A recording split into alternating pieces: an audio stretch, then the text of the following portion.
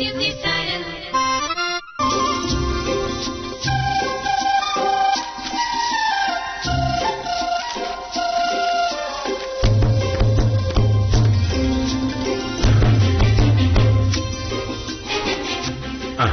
Morning. Good morning sir. Menaka ചേച്ചി എവിടെ? ഒരു അത്യാവശ്യ കാര്യം ഉണ്ടായിരുന്നു. നമ്മുടെ അസിസ്റ്റന്റ് എഞ്ചിനീയർ സൗദാമിനിയുടെ കേസ്. ആ കേസിൽ നല്ല സ്ട്രോങ് ആയിട്ടുള്ള 1-2 സാക്ഷികൾ വേണം. സൗദാമിനിയെ കണ്ട് സംസാരിച്ചാലേ നടക്കൂ.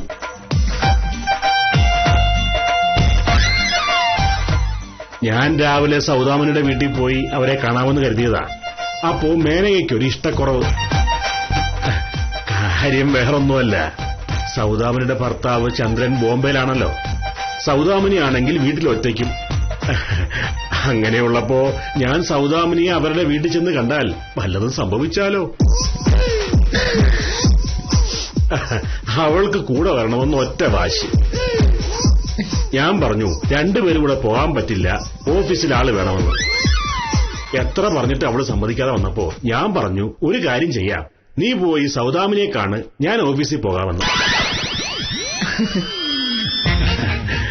അതിലും അവൾക്ക് വലിയ തൃപ്തിയൊന്നുമില്ലായിരുന്നു. കാരണം ഓഫീസിൽ സത്യഭാമയുണ്ടല്ലോ. പിന്നെ അവൾ ആലോചിച്ചപ്പോ ഇത് ഓഫീസാ, ആളുകൾ വരും, മത്തായിച്ചേട്ടൻ ഇവിടെ കാണുകയും ചെയ്യും. അപ്പോ സൗദാമിനി ഒറ്റയ്ക്കുള്ള വീട്ടിലേക്ക് ഞാൻ പോകുന്നത്രയും റിസ്ക് ഇങ്ങോട്ട് വന്നാലില്ല. ഞാനൊരു കാര്യം പറയുന്നതുകൊണ്ട് സാറൊന്നും വിചാരിക്കരുത്. ഈ അസിസ്റ്റന്റ് എഞ്ചിനീയർ സൗദാമിനിയുടെ കേസ് ഞാൻ പഠിച്ചു. സൗദാമിനിയുടെ ഭാഗത്ത് കാര്യമായിട്ട് ന്യായമൊന്നുമില്ല. എനിക്കറിയാം, ഒരു ന്യായവുമില്ല. അവള് കാണിക്കുന്നത് ശുദ്ധ തെണ്ടിത്തരവാണ്.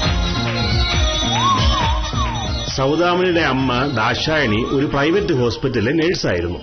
സൗദാമിനി ജനിച്ച് അധികം വൈകാതെ അവളുടെ അച്ഛൻ മരിച്ചു. പിന്നെ ദാക്ഷായണി ഒരുപാട് കഷ്ടപ്പെട്ട മോളെ വളർത്തിയത്.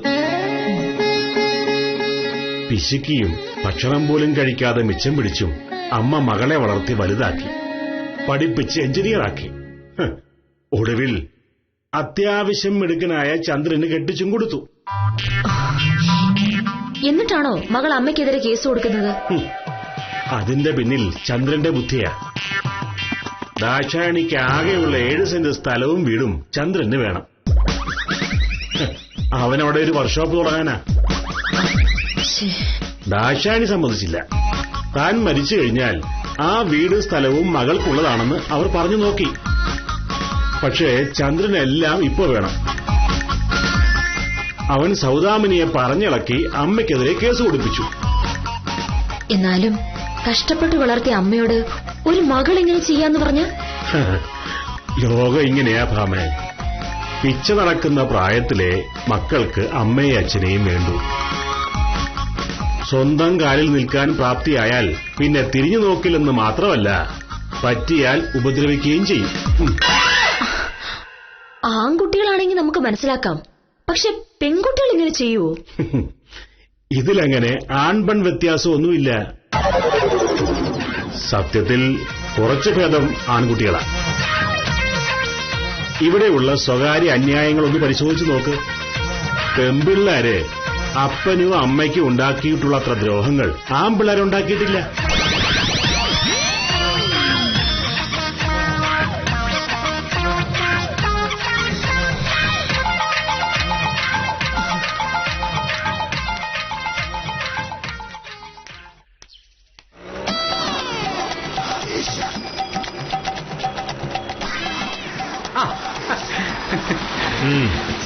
മോനേഷ് സാർ നേരത്തെ ഇറങ്ങിയല്ലേ? ഞാൻ ഓഫീസിലോട്ട് വരികയായിരുന്നു. ഞാൻ കൃത്യസമയത്തിനാണ് ഓഫീസിൽ നിന്ന് ഇറങ്ങിയത്. 4 മണിക്ക് ഓഫീസിലെത്താമെന്ന് പറഞ്ഞ ഉത്തമനെ നോക്കി 5 മണി വരെ ഇരുന്നാ പോരെ? ഓ അല്ല, അത് പിന്നെ സാറേ രാവിലെ ഒരു കേസ് ഏറ്റത് ഉച്ചയ്ക്കുമ്പോ തീരുമെന്നാണ് കരുതിയത്. ആ പ്രശ്നം തീർന്നത് ഇപ്പോഴാണ്. നമ്മുടെ റിട്ടയർഡ് സ്കൂൾ മാഷ് ഭാസ്കര മാഷിന് സാറിന് അറിയില്ലേ? ആ നല്ല തങ്കപ്പെട്ട മനുഷ്യനാ. പുള്ളിക്കാരനാണ് ഈ ഹൈസ്കൂളിൽ എന്നെ പഠിപ്പിച്ചിട്ടുള്ള ആളുമാണ്. ഒരു അത്യാവശ്യ കാര്യം പറയുമ്പോ പറ്റൂലെന്ന് എങ്ങനെ സാറേ പറയണത്? എന്താ ഭാസ്കര മാഷ പ്രശ്നം? അത് വലിയ തമാശയാണ് സാറേ. ഈ നാട്ടിലെ സകല ചെറുപ്പക്കാരെയും ഭാസ്കര സാർ പഠിപ്പിച്ചിട്ടുള്ളതാണ്. ആ സാറിനറിയാലോ. സാറെന്ന് പറഞ്ഞ പിള്ളേർക്ക് ഭയങ്കര ഇഷ്ടമാണ്. പക്ഷെ സാറിന്റെ യാതൊരു ഗുണവും ആ ഇളയ ചെറുക്കന് കിട്ടിയിട്ടില്ല. ഭാസ്കര സാറിന് 3 മക്കളാ. മൂത്തത് 2 പെണ്ണുങ്ങള്, നല്ല മിടുക്കികള്, നന്നായിട്ട് പഠിച്ച് ചെറിയ പ്രായത്തിൽ തന്നെ ജോലിയും കിട്ടി. ഒരാള് ഗവൺമെന്റ് കോളേജിൽ ലെക്ചറാ, രണ്ടാമത്തവള് എഞ്ചിനീയറും. ആ പെൺകൊച്ചിന് SSLC റാങ്ക് ഉണ്ടായിരുന്നു. അത് പിന്നെ മാസ്റ്റർ മക്കളല്ലേ? മാസ്റ്റർമാരുടെ മക്കൾ നന്നായി പഠിക്കും. എവിടെന്ന് ആ പെൺപിള്ളേര് പഠിച്ചൊരു നിലയിലായപ്പോ ആ ചെറുക്കനെ ഒരു വിവരവും ഇല്ല. SSLC പാസ്സായത് കഷ്ടിച്ച്. +2 കടക്കാനെ 4 വർഷം വേണ്ടി വന്നു. അത് കഴിഞ്ഞ് പോളിടെക്നിക് കൊണ്ടുവന്നാക്കി. ജയിക്കണ്ടേ സാറേ? സാറിനെ പറയിക്കാനുണ്ടോ സന്തതി? അവനൊരു ജോലി കാര്യത്തിന് പോയതാണ് ഇന്ന്. വൈകുന്നേരം വരെ മെനക്കെട്ടിട്ട് ശരിയായില്ല. സത്യത്തിൽ ആദ്യത്തെ 2 പെൺപിള്ളേര് മാത്രം മതിയായിരുന്നു മാഷിന് ഇപ്പൊ തോന്നുന്നുണ്ടാവും. പക്ഷേ മാഷിന്റെ കാലശേഷം കുടുംബം അന്യം നിന്ന് പോവില്ലേ? ആ ആൺകുട്ടി കൂടെ ഇല്ലായിരുന്നെങ്കിലോ? സാറേ, നമ്മുടെ കാല കഴിഞ്ഞു കഴിഞ്ഞാൽ പിന്നെ നമ്മുടെ കുടുംബം അന്യം നിന്ന് കഴിഞ്ഞാൽ നമുക്കെന്തോന്നു സാറേ? ഈ കുടുംബം പാരമ്പര്യമൊക്കെ എന്ന് പറഞ്ഞാൽ ജീവിച്ചിരിക്കുന്നവരുടെ പ്രശ്നമാണ്. ചത്തു കഴിഞ്ഞാൽ ഈ മണ്ണാക്കട്ടെ ഒന്നുമില്ല. എന്നാലും ആൺകുട്ടികളല്ലേ ഉത്തമ നല്ലത്? പെൺപിള്ളേർക്ക് എന്താണ് പ്രശ്നം? പെൺപിള്ളേർക്ക് എന്താണ് കുഴപ്പം സാർ പറ? ആൺകുട്ടികളാ നല്ലതെന്ന് പറയൂ ഉത്തമ. അവരാവുമ്പോ നമ്മളെപ്പോലെ കാര്യങ്ങളൊക്കെ പറഞ്ഞു കൊടുത്ത് പഠിപ്പിച്ച് മിടുക്കന്മാരാക്കിയിട്ട് പറ ഒരു കല്യാണമൊക്കെ കഴിപ്പിക്കും. ആരെ കല്യാണം കഴിക്കും? ഏതെങ്കിലും പെൺകുട്ടിയെ. ആ പെൺകൊച്ചിന് എവിടെന്ന് എങ്ങനെ കിട്ടും? സാറിനെ പോലെ എല്ലാവർക്കും ആൺപിള്ളേര് മതി. പക്ഷെ ആൺപിള്ളേർക്ക് കല്യാണം കഴിക്കാൻ പെൺകുട്ടികൾ വേണം. ഇതെവിടെ നിന്നെടുത്തോട്ട് വരും? എവിടെ നിന്ന് കൊണ്ടുവരും ഈ പെൺപിള്ളേരെ? ചന്ദ്രനെ ഇറക്കുമതി ചെയ്യോ? ഇല്ലല്ലോ. ഓരോ ന്യായങ്ങള്. സാറേ, ഞാൻ രാവിലെ ആഫീസിൽ വന്ന് ആ സർട്ടിഫിക്കറ്റ് വാങ്ങിച്ചോളാം കേട്ടാ. സാർ എഴുതി വെച്ചിരുന്നാ മതി. ആൺപിള്ളേര് മതിയെന്ന് പോലും.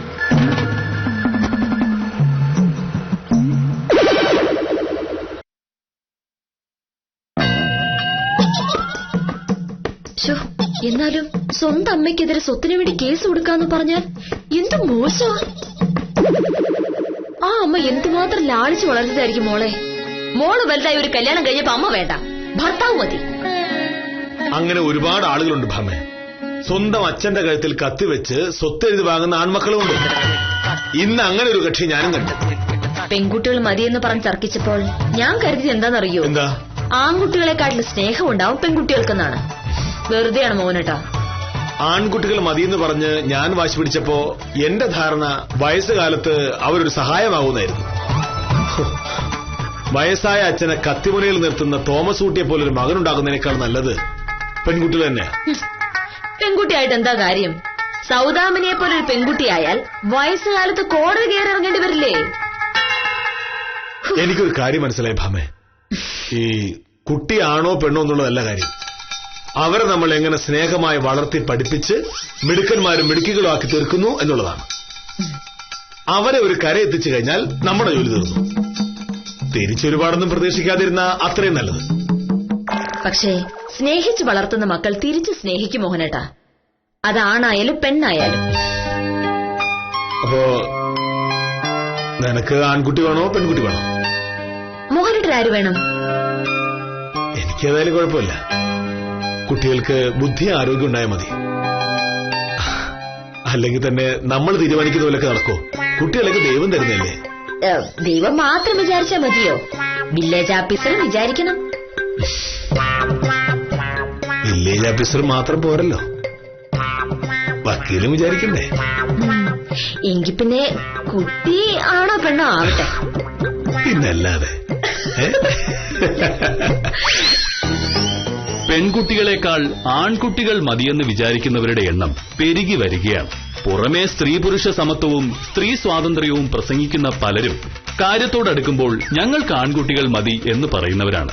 വായ്ക്കരിയിടാൻ ഒരു ആൺതരി വേണമെന്ന് പറയുന്നവരോട് ചത്തുപോയിട്ട് പിന്നെ വായ്ക്കരി ആരിട്ടാലെന്താ എന്ന് തിരിച്ചു ചോദിച്ചുകൊണ്ട് ഇന്നത്തേക്ക് വിടാം.